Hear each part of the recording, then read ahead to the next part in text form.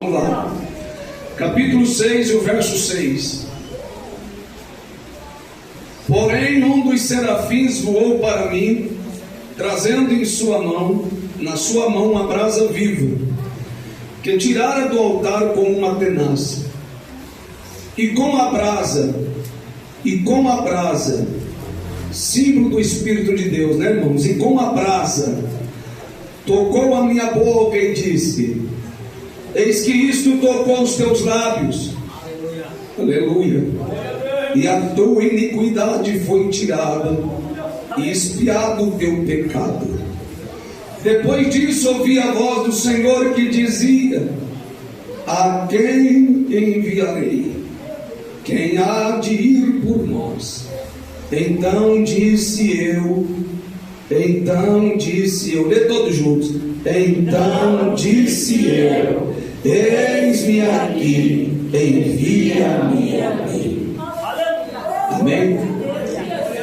Vamos para Gálatas agora, irmãos. Capítulo 1 de Gálatas. Eu vou fazer conforme o Senhor colocou em meu coração. Glória a Deus. A direção é dele. Glória a Deus. Aleluia. Capítulo 1 dos Gálatas. Glória a Deus. Vamos ler com a igreja o versículo de número, deixa eu ver aqui.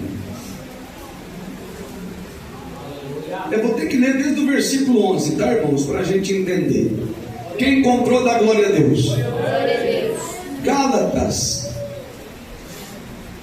Carta de Paulo aos Gálatas, capítulo 1, verso 11. Mas faço-vos saber, irmãos, que o evangelho que por mim foi anunciado não é segundo os homens, porque não o recebi, nem o aprendi de homem algum, mas pela revelação de Jesus Cristo. Porque já ouviste qual foi antigamente a minha conduta no judaísmo, como sobremaneira perseguia a igreja de Deus e assolava. E na minha nação excedia em judaísmo a muitos da minha idade, sendo extremamente zeloso das tradições dos meus pais. Verso 15, marca isso aqui. Mas quando aprouve a Deus, que desde o ventre da minha mãe me fez o quê? Me separou e me chamou pela sua graça, revelar seu filho aonde? Todos juntos. Revelar seu filho em mim, para que o pregasse entre os gentios.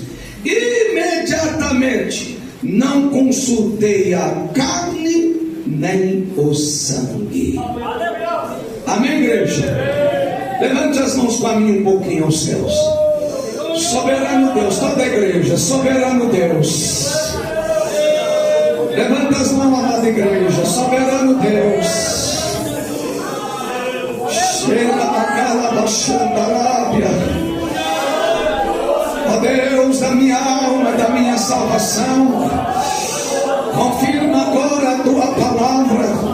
Confirma agora, meu Deus, a sua palavra. Manifesta aqui no nosso meio, Pai. Aleluia, manifesta, Jesus. Levanta a mão, igreja, manifesta, Jesus. Manifesta, Senhor, o poder da sua palavra. Manifesta, Jesus. Anda, canta, lava, súria. Manifesta, Jesus, manifesta o teu poder aqui agora. Isso, igreja, levanta a mão, manifesta, Jesus.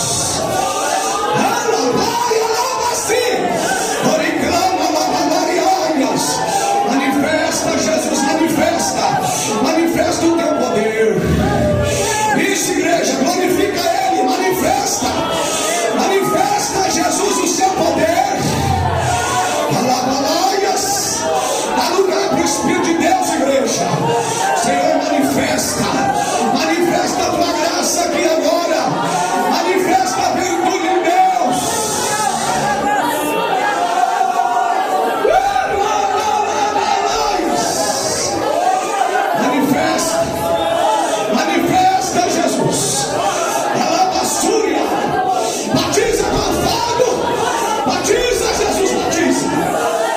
Oh glória!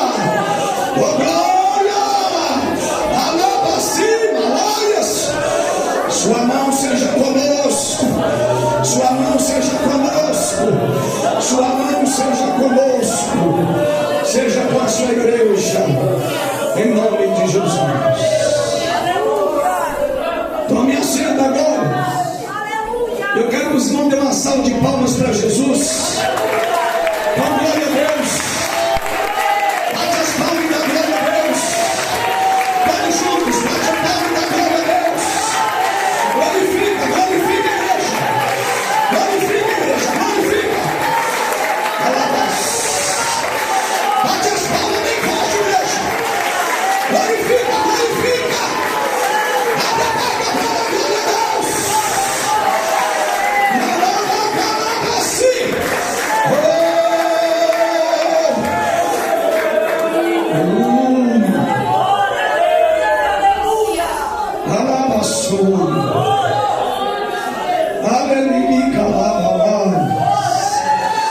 Jesus está em casa, igreja.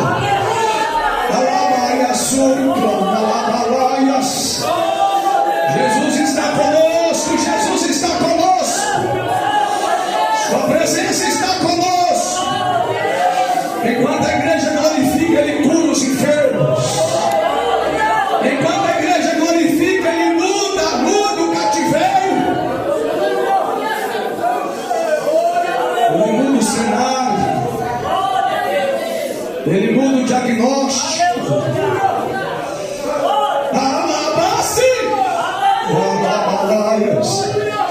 Quando a igreja glorifica, Ele corta e quebra as algemas do diabo e põe em liberdade, porque é prazer dele fazer isso.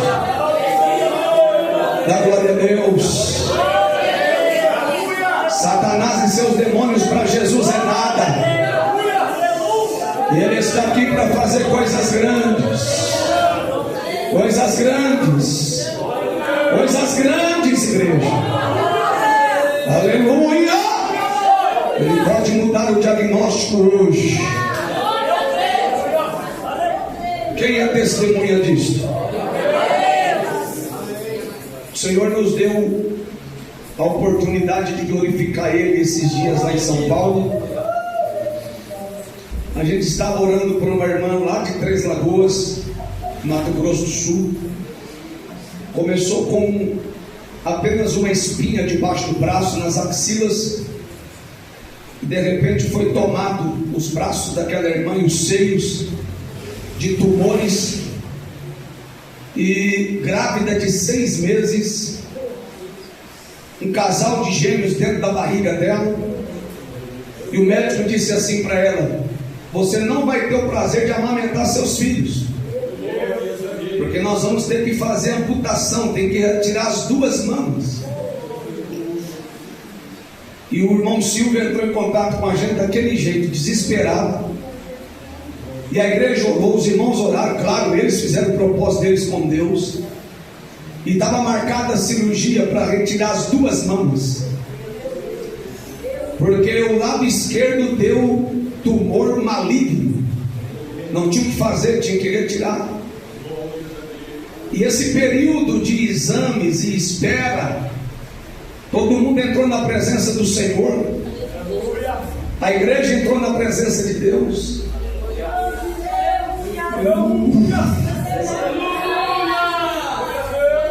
Ele é o Senhor. Ele é o Senhor. A penúltima vez que ela foi ao médico, o médico disse assim: olha, a gente não sabe o que aconteceu, mas os tumores regrediu 70%. Nós vamos fazer mais um acompanhamento, vamos cancelar a cirurgia. O irmão Silvio diz assim: pastor, eu não sou crente de coisa nenhuma, porque essa mulher de madrugada, pastor, ela desce aqui de cima, vai lá para a sala e senta lá na frente do órgão dela e vai cantar e vai louvar o nome do Senhor. Essa mulher está louvando a Deus todo dia. O dia que ele não vai para o culto, eu tenho problema, porque eu tenho que levar essa mulher para a igreja todo culto. Aleluia. E a igreja em oração, eu disse: meu irmão, fique em paz, Deus vai fazer uma obra. Quando foi quinta-feira passada, eles entraram em contato com a gente, naquele jeito, com aquela alegria toda, porque ela dormiu com tumor e acordou limpa. Aleluia! Não tem como explicar. Aleluia! O médico não sabendo o que aconteceu. Aí o médico assim, de 1000 pessoas, tem uma porcentagem de 1,5% que isso pode acontecer. Os homens não vão acreditar que existe milagre, né? Mas quando o nosso Deus resolve fazer, Ele faz para a glória do seu nome. Amém? Eu vou contar só mais essa. Os irmãos estavam acompanhando, a gente pediu lá na igreja oração. O Senhor nos deu uma família inteira lá para a igreja. E a criança, nós pedimos no programa também, condenada à morte, 3 aninhos de idade. Eu fui lá para o INCOR, no Hospital das Clínicas, o tórax da menina aberto, literalmente aberto. Foi feita uma cirurgia no coração dela. E quando acabou a cirurgia, ela já ia se esvaindo, ia morrendo. Já correram, colocaram a menina naquela máquina que fica passando sangue dentro da mangueira. Ou seja, ela só estava viva por causa da máquina. O dia que eu estava lá junto com a família no hospital, o médico chegou para falar com os pais, eu estava ali, e disse assim: ó, o quadro dela é gravíssimo, a situação dela só está viva por causa da máquina, mas já se passaram 13 dias e não pode ficar mais, porque já está dando trombo nas mangueiras, não tem como ficar. Nós vamos reduzir a sedação e vamos desligar a máquina. Se o coração dela funcionar, ela vai viver. Pelo contrário, se acontecer como saiu da cirurgia, a gente vai chamar a família, tira a máquina, coloca a menina no seu colo, para vocês despedir dela e terminar a respiração no colo de vocês. Eu estava lá presente quando eu vi aquilo. Eu disse: meu Deus, que insensibilidade é essa? Mas chegou o dia de desligar a máquina, porque não tinha como continuar. Aquele rapaz, o Wendel, mais a mãe, estavam desviados do evangelho, caíram aos pés de Jesus e fizeram um concerto com Deus. Você quer que Deus tome a sua causa nas suas mãos? Concerto com Deus, não tem outro caminho. Você quer que Deus mude o diagnóstico? Concerto com Deus, não tem outro negócio não. Altar. Fizeram um concerto com Deus, tiraram a máquina, tiraram a sedação, e a menininha lá com a barriga, com o peito aberto, o tórax aberto, e o médico ali aguardando, todo mundo aguardando. Daqui a pouco o coraçãozinho da menina começou.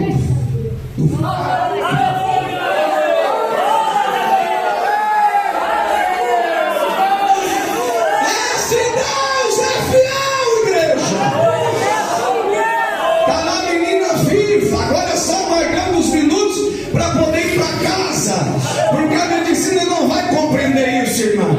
Aleluia! O Senhor disse que seria para a glória dele, e está sendo para a glória dele.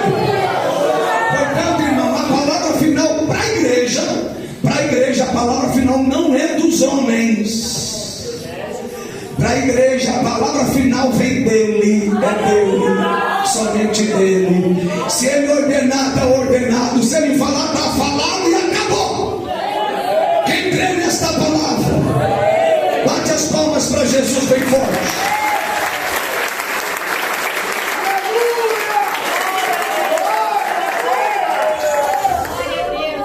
Eu quero a sua atenção. O Senhor nosso Deus, em todas as épocas, em todos os tempos, Ele tratou com o homem para o chamar para a sua obra. E confiou, por exemplo, ministérios gloriosos, mais pesados. Quando nós olhamos para o que o Senhor falou com Jeremias, ele era filho não de profeta, mas de sacerdote. E pela cada linhagem, o pai prepara o filho para ser seu sucessor, ou para estar na mesma linhagem. Portanto, Ilquias, ele preparava Jeremias não para ser profeta, mas para ser sacerdote. Na cabeça de Ilquias, meu filho vai seguir os meus passos, ele vai ser sacerdote também. Mas numa época difícil, de uma degradação moral, degradação espiritual, aonde os órfãos ele era desprezado, aonde as viúvas também eram desprezadas, aonde o poder político imperava, aonde a palavra de Deus ela era desprezada. Em outras palavras, eu sou rei, faço do jeito que eu quero e acabou. Quem manda sou eu e acabou. E a obra do Senhor, para ser realizada naquele tempo, Deus precisava de alguém. E quando Deus vai falar com Jeremias, dá-se a entender que ele tem ali os seus 17 para 20 anos de idade, quando Deus fala com ele. Para assumir o papel de ser um sacerdote, precisava ter mais de 30 anos de idade. Mas Deus, quando quer escolher, quando quer fazer uma obra na nossa vida, independente da idade, Ele pode fazer com a criança no colo ainda, como também usar ainda um idoso que esteja aí com seus 90, 100 anos de idade. Porque para Ele fazer, basta apenas o seu querer. Quem compreende isso daqui?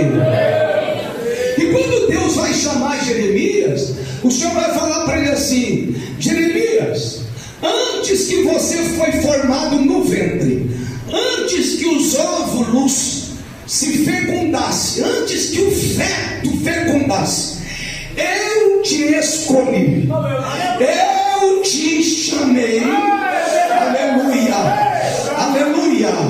E disse mais: antes que saísse do ventre da sua mãe, antes que você viesse ao mundo, eu te dei não por sacerdote, mas eu te dei por profeta na minha presença. Alabaçúria, aleluia. Quando Ele quer fazer uma obra, não tem quem possa impedir. Alabacanta, alabaçúria. Quando Ele quer falar no coração de alguém, não existe demônio, não existe homem, não existe situação que vai impedir o agir de Deus. Quem toma posse desta palavra aqui, Deus? O Senhor vai falar com Jeremias e diz: antes que você saísse do ventre, eu te santifiquei. Sabe o que significa isso aqui? Eu te separei, tu és meu. Não adianta, Jeremias, porque aqui nessa terra você não vai ter direito de casar. Olha a conversa. Uai, quem é que não quer casar? Você não vai ter direito de casar. Aqui você não vai ter mulher. Aqui você vai fazer somente o que eu estou te mandando. Em meio mais de 7 bilhões de habitantes, os meus olhos passou sobre a terra e olhou para Jeremias e disse: você é meu. Você foi separado para mim.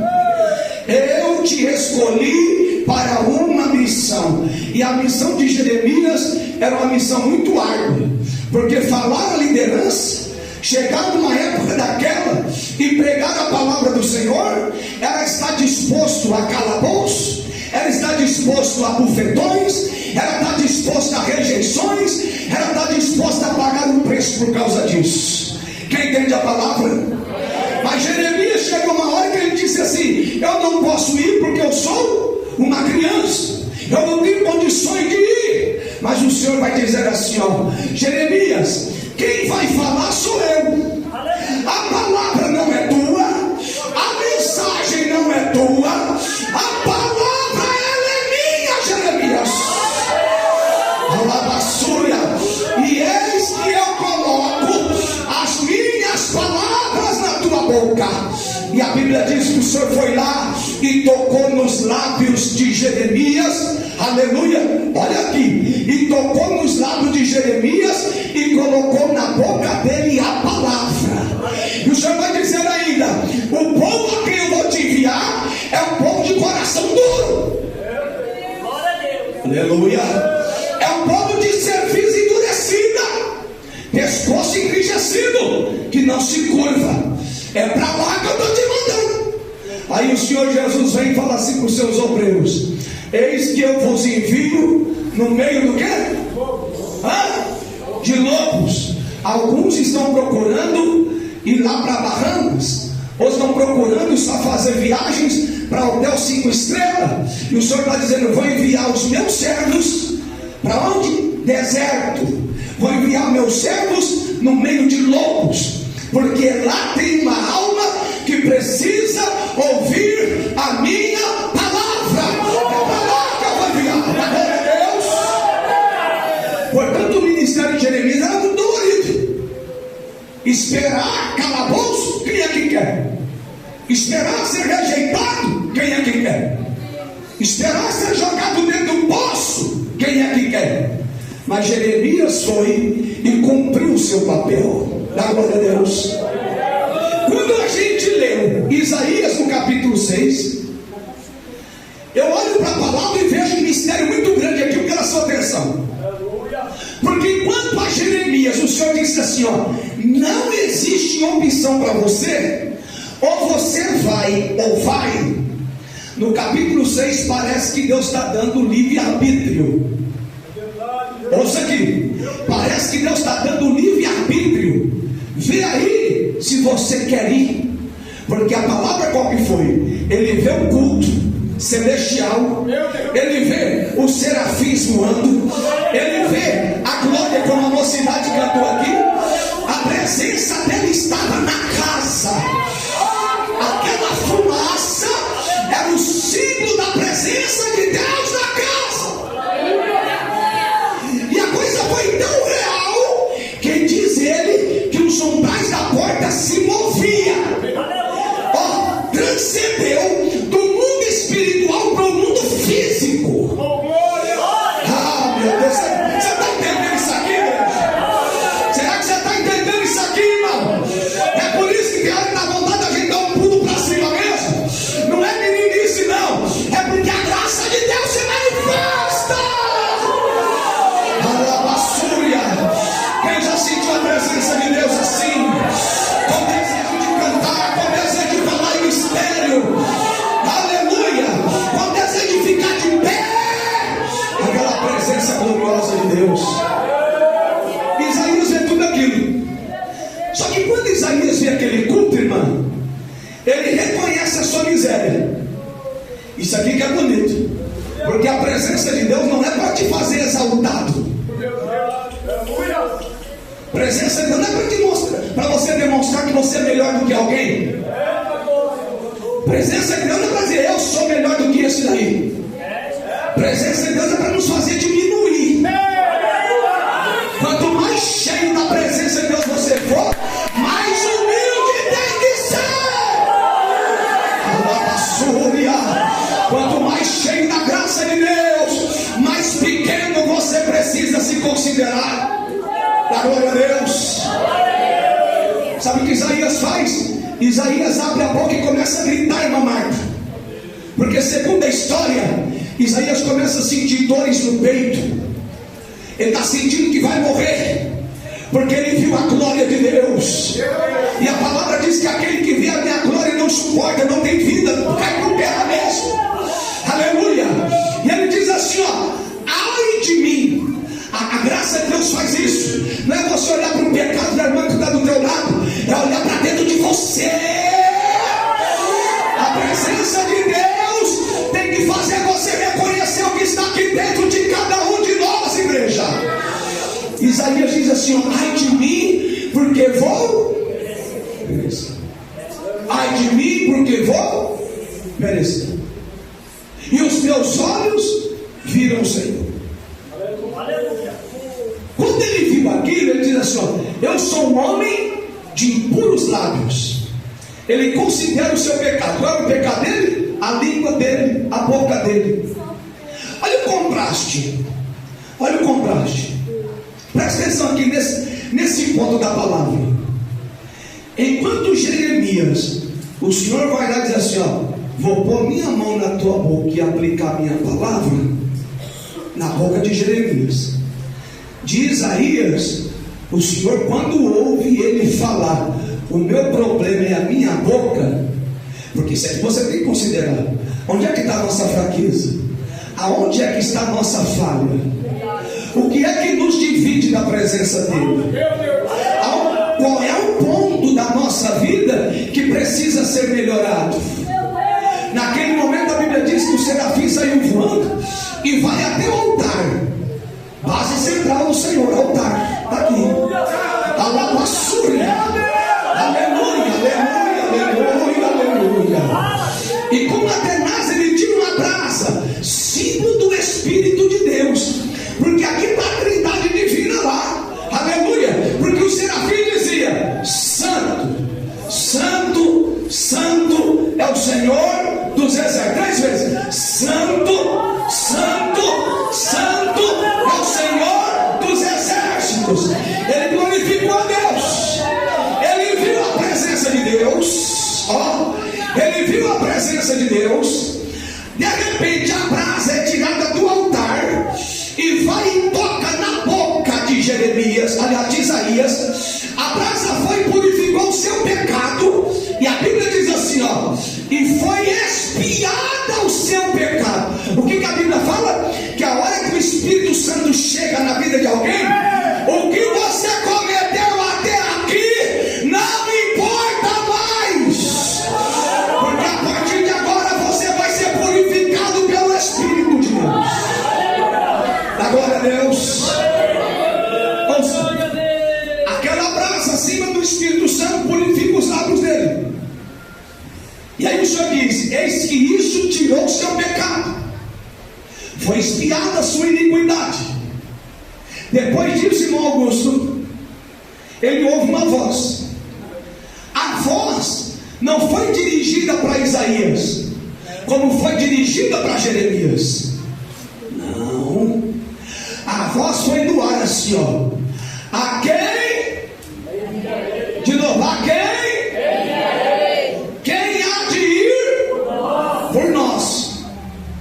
Daí a pessoa bendita do Pai, Filho e Espírito Santo.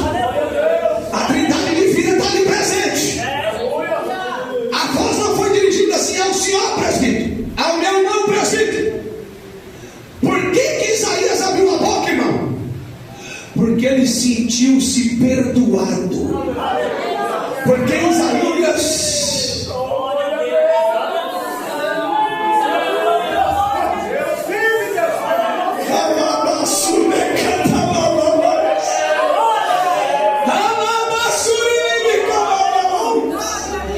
Isaías sentiu-se purificado do seu mal. Isaías sentiu-se perdoado da sua iniquidade. Isaías viu o grande benefício do Senhor. Sabe por que ele responde, irmão? Porque ele está vendo o grande benefício do Pai de perdoar os seus pecados. O sangue de Jesus não é groselha não, tá, meu irmão? Não. Quando o indivíduo rende a Cristo, reconhecendo o seu pecado, reconhecendo a sua fraqueza, você pode ter certeza que quem vai se levantar em seu favor não é homem nenhum, não é mulher nenhuma, mas é o próprio Deus que vai se colocar de pé em teu favor.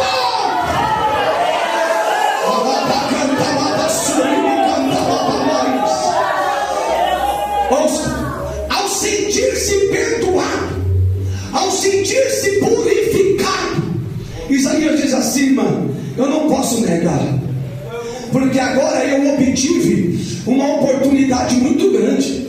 Primeiro, eu vi a Deus e estou vivo. Eu vi a Deus e não morri.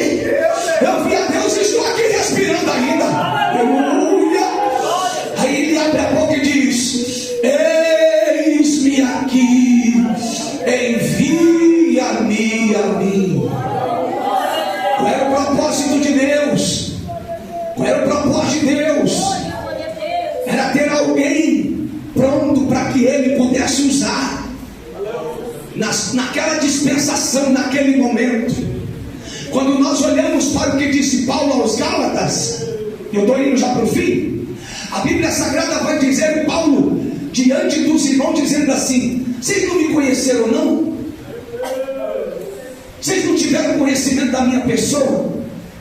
Quem eu era lá no farisaísmo ou com o judaísmo, como eu defendi as tradições dos meus pais, como eu lutei, e dos alunos que estavam comigo, eu excedi acima de todos eles. Nunca foi necessário ser repreendido. Aí ele diz, a palavra diz assim, ó, mas quando coube a Deus, olha isso aqui, quando coube a Deus revelar seu filho aonde? Em mim, vai cumprir o que diz o salmista no Salmo 101, verso 6: os meus olhos procurarão os fiéis da terra. Para quê? Para que congrega na igreja A, B, C ou D? Não, para que estejam comigo. Deus tem desejo de se relacionar com o homem. A revelação de Cristo Jesus primeiro não é só para você ser membro da igreja, mas para você ser membro de Cristo, ser membro do corpo, está ligado a Ele, e os olhos dele continuam procurando desde o Éden. Adão, ei Adão, onde é que você está, Adão? Porventura Deus não sabia onde ele estava? Onde é que estava Adão? Atrás das folhagens. Onde é que estava Adão? Escondido atrás das folhagens. E a voz de Deus bradando: Adão, onde está? Agora o Senhor vai revelar o seu filho em quem? Em Paulo. E ele disse assim, ó, ele revelou isso antes de eu nascer. Coube a Deus me separar para a sua graça antes de eu vir ao mundo. Agora segura aqui, que você vai entender isso aqui. Segundo a história, quando o Senhor Jesus vai falar com Paulo, ele tinha aproximadamente os seus 30 a 35 anos de idade. Era aproximadamente isso. Agora escuta, por favor. Olha o período, desde o dia que nasceu até quase 40 anos, para ele chegar e dizer assim, ó, Deus me chamou para a sua graça antes de eu vir ao mundo. O problema, meu irmão, sabe qual é o problema, irmão? É que existem pessoas que sabem que Deus chamou, mas eles estão atrás das folhagens. O problema é que tem pessoas que Deus confiou. Deus confiou coisas tremendas. E vou te falar uma coisa para você: servir a Deus é fácil, irmão? Exercer o chamado de Deus é fácil, igreja? Quem sente o peso das Escrituras na sua vida? Seja fiel, seja sincero. Agora eu te pergunto: tem pessoas aqui entre nós que sabem muito bem que Deus tem uma obra na sua vida. Sabe por que a gente não exerce o chamado? Muitos deles com medo. Por quê? Porque já passaram por situação de dor. Outros foram provados ao extremo. Outros frustrados, decepcionados ou atraídos pelo seu próprio coração, atraído pelas paixões da sua própria carne. E Paulo vai falar que o Senhor chamou ele, sabe para quê? Para pregar aos gentios. Sabe o que o Senhor está fazendo com a igreja dele nesse tempo final aqui? Nessa hora final? Que no tempo que ele levantou Jeremias, ele exerceu o ministério. Ainda que chegou o ponto, irmão Hilton, que ele falou assim, ó: ah, quem dera se houvesse uma estalagem de caminhante lá no deserto, para eu fugir da presença do seu povo. Jeremias chegou a dizer para Deus assim, ó: um povo de coração endurecido, eu tenho pagado um preço com uma vida com esse povo, eu tenho que chorar. Foi chamado de profeta das lágrimas. E ele chegou a dizer assim, ó: se tivesse uma estalagem de caminhante longe daqui, eu iria. Sabe por quê, irmão? Porque o peso da chamada é demais, é pesado. Para alguns é soltar rojão, para outros é comprar mais umas 4 caixas de lenço.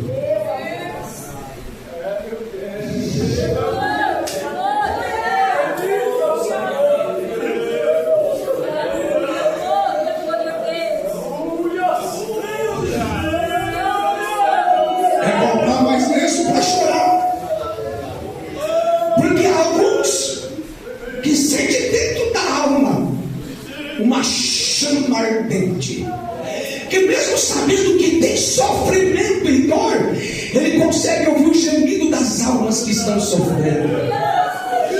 Ele consegue ouvir o grito e o gemido de alguém que precisa estar munido da graça de Deus para falar abertamente desta palavra. Paulo diz assim: Deus me escolheu para pregar aos gentios. O Senhor chamou você para quê? Não é simplesmente para estar aqui sentado nesse banco, não, irmão. Irmão, Deus não chamou a sua igreja. E o nome da igreja é igreja militante. Não é IPCR o nome da igreja. A igreja de Cristo é uma igreja que milita. É uma igreja que trabalha. É uma igreja que sofre. É uma igreja que chora para que uma alma conheça Cristo. Para que alguém se renda a Jesus. Quando você vê alguém distanciado, você precisa sentir a dor por essa alma. Sabe o que Paulo falou? Aos Romanos capítulo 8, verso 19: a ardente expectação da criatura humana espera a manifestação de quem? Dos filhos de Deus. Há um vazio nessas almas aí, irmão. Há um vazio nessas pessoas que andam para cima e para baixo, procurando satisfação no sexo, procurando satisfação na droga, na bebida, no consumismo. Tem pessoas que, se não viajar, ele morre. Se não comprar nem for uma presilha no cabelo, já está entrando em depressão. É um vazio da alma dessas pessoas. E esse vazio da alma não se preenche com droga, não se preenche com crack, não se preenche com sexo, com prostituição. Porque quanto mais praticam, mais eles querem. Porque esse vazio da alma só se preenche com a presença do Espírito de Deus. É somente com a graça revelada do Senhor. Aí eu te pergunto: cadê os filhos de Deus? Aonde estão os filhos de Deus? Que podem dizer assim: pastor, a igreja pode contar comigo, o reino de Deus pode contar comigo. Eu quero ir para os falados, eu quero ir para as esquinas, eu quero ir para as comunidades, para chegar lá e abraçar uma alma e dizer que Jesus Cristo ama e quer salvá-la livrando do inferno. Sabe o que está acontecendo hoje com os filhos de Deus? Brigando por cada placa de uma igreja, brigando por causa do nome de um pastor. É perigoso sair do tapa, brigando por causa do título, esquecendo que tem uma alma indo para o inferno agora. Neste exato momento tem alguém morrendo sem Jesus. Agora, neste minuto que nós acabamos de falar, tem muita gente que está sendo ceifada sem ouvir falar que Jesus o ama. Qual é a missão da igreja? A missão da igreja é evangelizar. A missão da igreja é chorar por essas vidas. A missão da igreja é pagar um preço por alguém. Quem entende a palavra? Quem entende a palavra do Senhor? Por que Deus te chamou? Deus te chamou para você ser uma voz e não eco de ninguém. Então se desprenda, minha irmã, meu irmão, se desprenda de tudo. O reino de Deus precisa de você. A obra de Deus precisa de você. Tem alguém muito perto da gente sofrendo, precisando ouvir uma palavra. Quem irá? Quem é que pode dizer assim: eu quero ir, pastor, eu quero anunciar a palavra, eu quero falar do nome de Jesus, eu quero pregar a palavra para alguém? Aleluia. Você tem desejo, irmão? Quem tem desejo? Deixa eu ver aqui dos irmãos. Quem é que tem desejo? Você tem desejo, igreja, de fazer a obra de Deus? É árduo, é pesado, mas também é prazeroso. Porque apesar das lutas, você vai entender que você está exatamente onde Deus gostaria que você estivesse, debaixo do propósito de Deus. É pesado, é. Vai ter dia que você vai estar rodeado de pessoas, mas você vai se sentir sozinho. Vai ter momento que você vai sentir o chamado de Deus, mas vai sentir também a incompreensão daqueles que estão dentro da sua própria casa, que senta na mesma mesa, ou que deita na mesma cama que você, que não compreende o chamado de Deus. Você quer ir? Vai sozinho, porque não conta comigo. Muitas mulheres falam isso. Deus não chama só o marido, Deus chama a mulher também. O chamado não é só para o esposo, é para a esposa também. O chamado é dele. Então, minha irmã, você tem que pedir para Deus descer logo a espada e acabou. O chamado é só dele. Mas você não casou com ele, não? Você não casou com ele? Se você casou, tem uma aliança. Se for para fazer algo, não conta comigo. Você não casou, não? Alabassúria.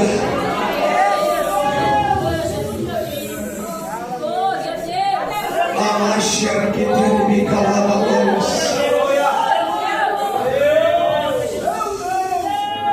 Alabassúria. Você está disposto a pagar o preço por fugir da vontade de Deus? Deixa eu entregar aquilo que o Senhor está colocando em meu coração. Você está disposto a pagar o preço por fugir da vontade do Senhor? Você aguenta o peso de Deus? Ou você pode dizer como Isaías agora? Escute isso aqui. Ouça aqui. Depois de você perdoado, depois de você receber milagre, quem é prova de milagre aí? Deixa eu ver. Meu Deus, irmão. Vocês tudo receberam milagre? Tá doido? Deixa eu ver de novo. Coloquei o óculos para ajudar. Quem é que é prova de milagre aí? Deixa eu ver. É mesmo, irmão? Rapaz. Quem se sente perdoado por Jesus? Você sente, irmão? Quem tem certeza que seu nome está escrito no livro da vida? Deixa eu ver.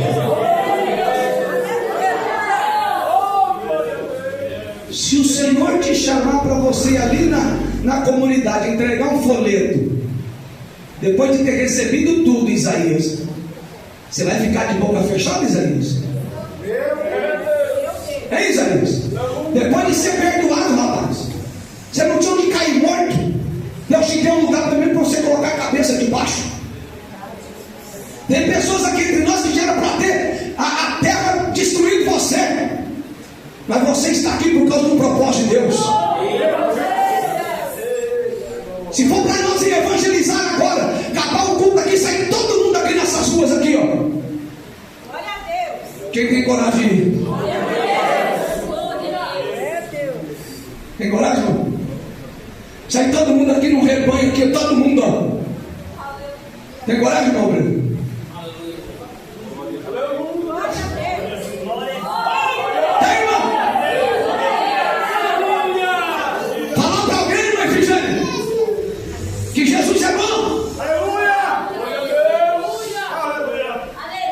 Nós estamos vivendo uma época que está essa briga desenfreada dentro da igreja. É 2 puxa para lá, 3 puxa para cá, e as almas perdidas lá morrendo, ninguém está vendo. Quem sabia disso? Alguém fala de política, a política entrou dentro do cristianismo. Disputa por poder, disputa por autoridade, por posição, e as almas morrendo.